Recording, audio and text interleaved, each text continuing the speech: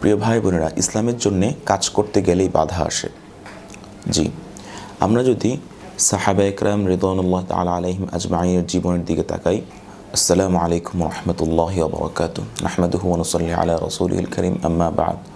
ফাআউযু বিল্লাহি মিনাশ শাইতানির রাজীম। বিসমিল্লাহির রহমানির রহিম। প্রিয় ভাই বোনেরা, ইসলামের জন্যে কাজ করতে গেলেই বাধা আসে। জি, আমরা যদি সাহাবা একরাম রিদওয়ানুল্লাহ তাআলা আলাইহিম আজমাইনের জীবনের দিকে তাকাই, তাহলে তাদের জীবনে বাধা এসেছিল। ঠিক আছে, তাদের জীবনেও ধারাবাহিকভাবে বাধা এসেছিল। আর ইসলাম কিন্তু এই পর্যন্ত যে এসছে, কোনো বাধা বিপত্তি ছাড়া আসেনি। ইসলাম এই পর্যন্ত আসার পেছনে লক্ষ লক্ষ সাহাবা একরাম থেকে শুরু করে হাজার হাজার লক্ষ লক্ষ মুসলিমের রক্তের বিনিময়ে কিন্তু ইসলাম এই পর্যন্ত এসছে। তাই যখনই আপনি ইসলামের জন্য প্রকৃতপক্ষে এবং সামগ্রিকভাবে একটা অর্থবহ ওয়েতে, একটা অর্থবহ রাস্তায় আপনি কাজ করতে যাবেন, তখনই আপনার ইসলামের বিভিন্ন জায়গা থেকে বাধা আসবে। আপনার পরিবার থেকে বাধা আসবে।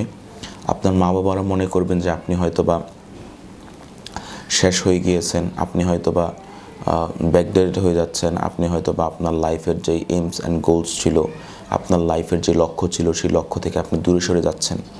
ঠিক আছে, এবং আপনার পাড়া প্রতিবেশীরা আপনার মা বাবাকে ফুসলাতে থাকবে যে তোমাদের ছেলে তো কী অবস্থা হয়ে যাচ্ছে, সে তো ধ্বংস হয়ে যাচ্ছে, তার তো কত ব্রাইট একটা ক্যারিয়ার ছিল, সে চাইলে অনেক উজ্জ্বল একটা নক্ষত্র হিসেবে এই পৃথিবীতে স্থান অর্জন করে নিতে পারত। ঠিক আছে, তো এটা কিন্তু এটা এমন না যে আপনার ক্ষেত্রে হবে বা আমার ক্ষেত্রে হবে, বিষয়টি এমন না।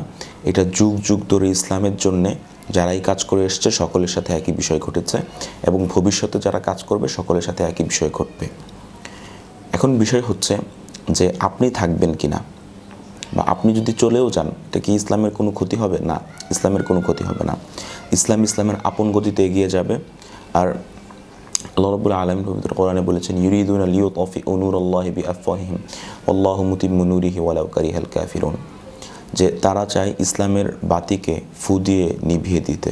ঠিক আছে, ওয়াল্লাহু মুতিম্মু নূরি, ঠিক আছে, আল্লাহ আলোকে প্রজ্বলিত রাখবেন, ওয়ালাউ কারিহাল কাফিরুন, যদিও কাফেরদের কষ্ট হয়।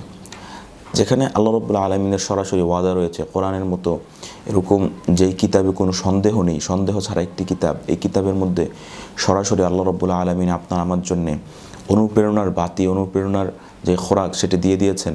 তারপরেও যদি আমার আপনার অন্তরে হতাশ থেকে থাকে, এর চেয়ে দুঃখের বিষয় আর নেই। ইসলামের জন্য আপনি কাজ করছেন মানে আপনি ইসলামের জন্য কাজ করছেন না। আমি ইসলামের জন্য কাজ করছি না। ইসলামের জন্য আমরা কাজ করছি মানে আমরা আমাদের জন্য কাজ করছি, আমরা আমাদের নিজেদের আখের গোছাচ্ছি। মানে ইসলামের গতিতে যাবে। আল্লাহ রাব্বুল আলামিন তো বলেছেন, ওয়াস্তাবদিল কওমান গায়রাহুম, যদি এই উম্মাহ, এই জাতি বা এই পৃথিবীতে যত জাতি আছে তাদেরকে দিয়ে না হয়, আল্লাহ রাব্বুল আলামিন আরও নতুন জাতি প্রেরণ করবেন। প্রমাণস্বরূপ আদ সামুদ জাতির কথা ধরা যাক, হযরত শুআয়ব আলাইহিস সালাতু ওয়াস সালামের জাতির কথা ধরা যাক, তাদেরকে একবারে ধ্বংস করে দেওয়া হয়েছিল, নতুন জাতি প্রেরণ করা হয়েছিল। ঠিক তদ্রূপ আমি আপনিও যে ইসলামের জন্য কাজ করছি, এই ক্ষেত্রে বাধা আসবে, নানামুখী বাধা আসবে। আমি আপনি হটে গেলাম মানে আমাদের নিজেদের বিশাল বড় ক্ষতি করলাম। কেননা আমি আপনি যদি ইসলামের জন্য কাজ করে নিজেদেরকে ডোনেট করে দিতে পারি, ইসলামের জন্য নিজেদেরকে শহীদ করে দিতে পারি, এর চেয়ে বড় পাওয়া আমার আপনার জীবনে আর কিছু হতে পারে না। ঠিক আছে, এটাই হচ্ছে একজন মুসলিমের জন্য সবচেয়ে বড় পাওয়া। তাই কখনোই হতাশ হওয়া যাবে না। আল্লাহ রাব্বুল আলামিন পবিত্র কোরআনে বলেছেন, লা তাকনাতু মির রাহমাতিল্লাহ, তোমরা আমার রহমত থেকে নৈরাশ হও না। ঠিক আছে, বরঞ্চ নিজেকে স্থির রেখে খুব মাথা ঠান্ডা করে তারপর আপনি কাজ করে যান। ইনশাআল্লাহ আল্লাহ রাব্বুল আলামিন কাজে বারাকা দান করবেন।